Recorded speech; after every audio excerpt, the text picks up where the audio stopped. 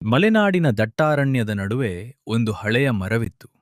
ಆ ಮರವನ್ನು ಯಾರು ಕಡಿಯಲು ಹೋದರೂ ಅದು ವಿಚಿತ್ರವಾದ ಸಂಗೀತವನ್ನು ಹೊರಸೂಸುತ್ತಿತ್ತು. ಹಳ್ಳಿಯ ಜನರು ಆ ಮರವನ್ನು ಗಾಯಕ ಮರ ಎಂದು ಕರೆಯುತ್ತಿದ್ದರು. ಅಜ್ಜ, ಎಲ್ಲರೂ ಈ ಮರವನ್ನು ನೋಡಿ ಯಾಕೆ ಅಷ್ಟು ಗೌರವದಿಂದ ದೂರ ನಿಲ್ಲುತ್ತಾರೆ?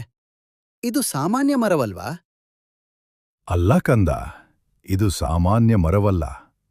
ಈ ಮರಕ್ಕೆ ನಮ್ಮ ಮನಸ್ಸಿನ ಭಾವನೆಗಳನ್ನು ಅರಿತುಕೊಳ್ಳುವ ಶಕ್ತಿ ಇದೆ.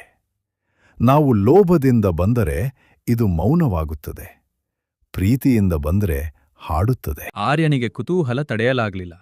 ಎಲ್ಲರೂ ಮಲಗಿದ್ದಾಗ ಅವನು ಒಂದು ಕೊಡಲಿಯೊಂದಿಗೆ ಮರದ ಬಳಿ ಹೋದನು. ಅವನ ಮನಸ್ಸಿನಲ್ಲಿ ಮರದ ಕಟ್ಟಿಗೆಯನ್ನು ಮಾರಿ ಹಣಗಳಿಸಬೇಕೆಂಬ ಆಸೆ ಇತ್ತು. ಈ ಮರವನ್ನು ಕಡಿದ್ರೆ ತುಂಬಾ ದುಡ್ಡು ಸಿಗುತ್ತದೆ. ಯಾರೂ ನೋಡ್ತಿಲ್ಲ, ಬೇಗ ಕೆಲ್ಸ ಮುಗ್ಸೋಣ. ಆರ್ಯ ಮರದ ಮೇಲೆ ಕೊಡಲಿ ಹಾಕಲು ಕೈ ಎತ್ತಿದಾಗ ಮರದಿಂದ ಭಯಾನಕವಾದ ಕೂಗು ಕೇಳಿಸಿತು. ಮರದ ಎಲೆಗಳೆಲ್ಲ ಉದುರತೊಡಗಿದವು. ಆರ್ಯ, ಕೊಡಲಿ ಕೆಳಗಿಡು. ನೀನು ಲಾಭಕ್ಕಾಗಿ ಬಂದಿದ್ದೀಯ, ಪ್ರೀತಿಗಾಗಿ ಅಲ್ಲ. ನಿನ್ನ ಮನಸ್ಸಿನಲ್ಲಿರುವ ಲೋಭವನ್ನು ಹೊತ್ತು ನೀನು ನನ್ನನ್ನು ಮುಟ್ಟಬೇಡ. ಅಯ್ಯೋ, ಮರಕ್ಕೆ ನನ್ನ ಮನಸ್ಸಿನ ವಿಷಯ ಹೇಗೆ ಗೊತ್ತಾಯಿತು? ಕ್ಷಮಿಸಿ ಮರವೇ, ನನ್ನಲ್ಲಿನ ಹಣದ ಆಸೆಯು ನನ್ನನ್ನು ಕುರುಡನನ್ನಾಗಿ ಮಾಡ್ತು. ಆರ್ಯ ಕೂಡಲೇ ಕೊಡಲಿಯನ್ನು ಬಿಸಾಡಿದನು. ಅವನು ಮರದ ಬುಡದಲ್ಲಿ ಕುಳಿತು ಕ್ಷಮೆ ಯಾಚಿಸಿದನು. ಆ ಕ್ಷಣದಲ್ಲಿ ಮರವು ತನ್ನ ಮೌನವನ್ನು ಮುರಿದು ಒಂದು ಅತಿ ಮಧುರವಾದ ಕೊಳಲುವಾದನದಂತಹ ಸಂಗೀತವನ್ನ ಹೊರಸೂಸಿತು.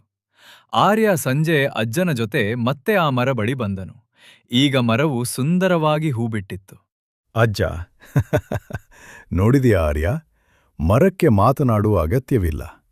ನಮ್ಮ ಉದ್ದೇಶ ಸತ್ಯವಾಗಿದ್ದರೆ ಪ್ರಕೃತಿಯೇ ನಮ್ಮೊಂದಿಗೆ ಮಾತನಾಡುತ್ತದೆ.